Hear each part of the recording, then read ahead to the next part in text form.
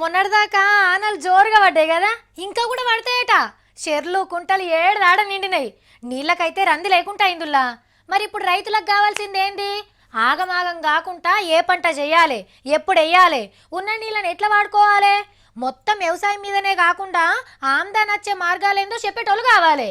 కరెక్టే కానీ గాముచ్చట మాకెవరు చెప్పాలి అని రంది పడకుండ్రి.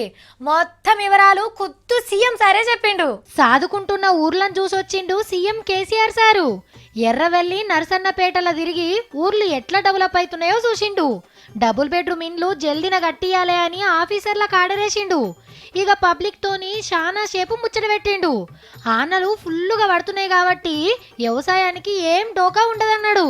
అందరికి నమ్మకం లేకుండా నేను ఒక్కనే గట్టిగా చెప్పిన. చాలామంది సార్ అటైపోయారా వానకి కింది మీద కాదురా బాబు, వరదల సమస్య వస్తుంది ఈ సంవత్సరం, మీరు చూడండి అని చెప్పిన. వర్షాలు పడడం కాదు, ఎక్కువ వానలు పడతాయి అని చెప్పిన. చెప్పిన ప్రకారమే వర్షాలు పడ్డాయి, భగవంతుని దయ.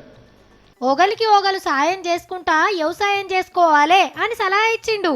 కోత కోసేటప్పుడు మీరు పిలిస్తే నేను కూడా వచ్చి నేను కూడా మునుము కోత బ్రహ్మాండంగా.